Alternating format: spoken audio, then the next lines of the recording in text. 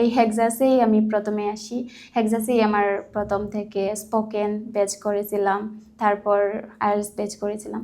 Actually আমার বড় বোন উনি আমাকে খুব সাপোর্ট করেছেন আমার পুরো জার্নিটাতে।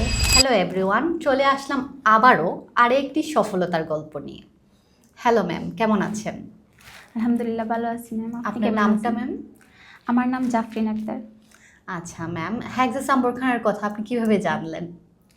হেক্সা সাম্বর খানের কথা আমি জেনেছিলাম আমার এক বন্ধুর কাছ থেকে। আচ্ছা, আপনার ওভারঅল কত সময়ের প্রস্তুতি নিয়েছেন আপনি? আমার জার্নিটা একটু লং ছিল, around a year, because my personal issues, but alhamdulillah I'm satisfied with my আচ্ছা ম্যাম, results. 6.5, congratulations ma'am. তো এটার পেছনের স্ট্রাগলের গল্প একটু শুনতে চাচ্ছি ম্যাম আপনার কাছ থেকে। জি মেয়েদের লাইফে অনেক সমস্যার সম্মুখীন হতে হয়, অনেকে পড়ালেখার মানে বিপক্ষে থাকেন বা অনেক কিছু, মেয়েদের কিন্তু অনেক কিছু ফেস করতে হয়। জি তো আপনার লাইফে এমন কিছু কি ফেস করেছেন, নাকি ফ্যামিলি খুবই সাপোর্টিভ ছিল, আপনাকে এগিয়ে যাওয়ার অনুপ্রেরণা দিয়েছিলেন? জি আমার ফ্যামিলি সাপোর্টিভ ছিল, অনেকেই ছিল না।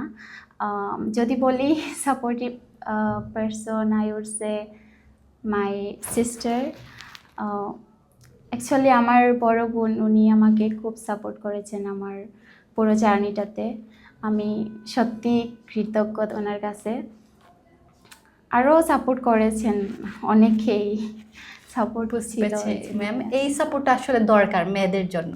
আর বড় বোন হচ্ছে মায়ের সমান। জি আমাদের বড় বোনরা হচ্ছে আমাদের মায়ের সমান, মায়ের পরবর্তী জেনারেশন। জি মা বাবার দোয়া অবশ্যই ছিল, কিন্তু জি। আমার বড় বোন, আমি আসলে আমার সিলেট এখানে আসাই আমার বোনের বাসায়, তো ওনার বাসা থেকেই আমি এই জার্নিটা শুরু করছি এবং এই পর্যন্ত আসা আমার। ঠিক আছে ম্যাম, 6.5 অ্যাচিভ করার পর আপনার কেমন লাগছে এত এত স্ট্রাগলের পর? জি অবশ্যই ভালো লাগতেছে। I feel like dream comes true. আপনি কি শুরু থেকে হেক্সাসেই প্রিপারেশন নিয়েছিলেন? জি আমার হেক্সাসেই। আচ্ছা আচ্ছা, ঠিক আছে ম্যাম। আপনি মক টেস্ট কয়টা দিয়েছিলেন? মক টেস্ট দিয়েছিলাম অনেকগুলা, প্রায় 5টার মতন। আচ্ছা, প্রথমটা স্কোর কেমন ছিল আপনার? প্রথমটাতে ছিল 5.5, ওইটাতে একটু খারাপ আসছিল। তারপরের ছাড়টাতেই আসছে 6। আচ্ছা ম্যাম, আপনি আপনার উইক পয়েন্টগুলা থেকে কিভাবে ওভারকাম করলেন, 6.5 পেলেন? আসলে আমার উইকনেস ছিল রিডিং। আমি রিডিংয়ে অনেক সময় স্পেন্ড করেছি, আমি প্রচুর প্যাসেজ সলভ করেছি। আমি স্যারদের তো টিপস নিতামই। স্যারদের কথা যদি বলি, আমি বলবো শেখর স্যারের, মুবিন স্যারের রিডিং কেয়ারগুলো আমি মিস দিতাম না। আর I want to particularly mention about Mobin sir, because he helps me a lot throughout my whole journey. আমি বিশেষ করে স্পিকিং কেয়ারগুলোতে স্যারের জয়েন করতাম এবং স্যারের মোটিভেশনগুলো আমার অনেক ইন্সপায়ার করেছে আমাকে। স্যার একদিন একটা কথা বলেছিলেন, আমার এখনও মনে আছে, যে যেদিন তুমি স্পিকিং টেস্ট দিতে যাইবে ওই দিন মাইন্ডসেটটা যেন এরকমভাবে করে যাও যে মনে করবা যে এক্সামিনার তোমার কিছুই জানে না, তুমি ওনাকে জানাইতে যাচ্ছ, এইরকম আর কি। আমি বললাম সত্যি তো, মানে এরকম একটা যদি মাইন্ডসেট নিয়ে যাওয়া যায় মেইন স্পিকিং টেস্টে, আমার আসলেই সত্যি এটা অনেক কাজ করছে। আমি বলবো যে কনফিডেন্সটা হচ্ছে আসল, কারণ নার্ভাসনেস হয়ে গেলে আপনার মাঝে মধ্যে স্টাক হয়ে যাবে। এই জন্য আমি মানে কনফিডেন্স ছিলাম। Definitely ma'am. আপনি লাস্ট যে মক টেস্টটা দিয়েছিলেন এটাতে কেমন স্কোর ছিল আপনার? লাস্ট যেটা দিয়েছিলাম এটাতে লিসেনিংয়ে ছিল 6, রিডিংয়ে ছিল 5.5। রিডিংয়ে আমার উইকনেস ছিল, এবং রাইটিংয়ে ছিল 6.5, আর স্পিকিংয়ে ছিল 6.5। আচ্ছা, আমাদের অনেক স্টুডেন্ট আছে ম্যাম যে 5.5 পেলেই মক টেস্টে মানে আটকে যায়, মনে করেন নিরাশ হয়ে যায়, যে মনে করেন যে তাদের দ্বারা আর হবে না।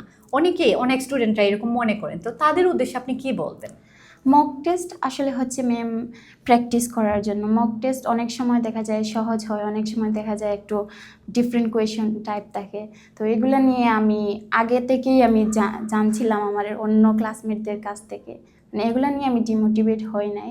আমি মক টেস্ট দিছিলাম জাস্ট এই যে এনভায়রনমেন্টের সাথে অ্যাডজাস্ট হওয়ার জন্য। অ্যাডজাস্ট হওয়ার জন্য, জি ম্যাম। যারা নেক্সট আমাদের যারা স্টুডেন্ট আছে, যারা নেক্সট মেইন এক্সাম দিবে, তাদের উদ্দেশ্যে আপনি কি বলতে চান? মানে আপনার পরামর্শটা কি থাকবে তাদের জন্য? আমি বলবো যে তাদের বেশি বেশি প্র্যাকটিস করা উচিত, বিশেষ করে যেগুলোতে তারা একটু বেশি ভালো এগুলা টার্গেট করা উচিত। কারণ অনেক সময় দেখা যায় যে একটাতে বেশি স্কোর পেলে অন্যটাতে কম পেলে ওভারঅলটা একটা অ্যাভারেজ চলে আসে। এই জন্য আমি বলবো যে তারা বেশি বেশি প্র্যাকটিস করবে, যেগুলোতে বেশি ভালো এগুলোতে তো করবেই, আর যেগুলো তাদের উইকনেস এগুলোতেও সময় দিবে, ভালোভাবে অ্যানালাইজ করবে প্রশ্নগুলা। আচ্ছা ম্যাম, আমাদের এখানে সেলফ অ্যাক্সেস কেয়ার, লাইব্রেরি, তারপর আরও অনেক ফ্যাসিলিটিস আছে, এগুলো কি আপনি নিয়েছিলেন, নেওয়া হয়েছিল? জি ম্যাম, নিয়েছিলাম। এগুলা সব ভালো ছিল। আমি সেলফ অ্যাক্সেস সেন্টারে এখানে প্রায়ই রাইটিং জমা দিতাম, তাদের ফিডব্যাকগুলো আমাকে অনেক হেল্প করছে, এবং স্পিকিংও আমি 1-to-1 কনসালটেশনে জয়েন করেছি। আচ্ছা ম্যাম, শুরু থেকেই কি আপনার বেসিক নলেজটা ভালো ছিল, নাকি প্রিপারেশনের পরে নিজেকে স্কিল ডেভেলপ করেছেন? আমি ম্যাম আগেই বলেছিলাম আমার মাদ্রাসা থেকে পড়াশোনা, তো পরে আমি যখন কলেজে যাই তখন থেকেই আর কি ইংলিশ নিয়ে আমার পড়াশোনা শুরু হয়। মানে এইচএসসি পাস করার পর এরপরে আমি ইংরেজি শেখা শুরু করেছিলাম। আর এই হেক্সাসেই আমি প্রথমে আসি, হেক্সাসেই আমার প্রথম থেকে স্পোকেন ব্যাচ করেছিলাম, তারপর আইএলটিএস ব্যাচ করেছিলাম, তারপরে এখানেই আর কি এই স্কোর অর্জন ঠিক করা। আছে, অসংখ্য অসংখ্য ধন্যবাদ ম্যাম, ভালো থাকবেন।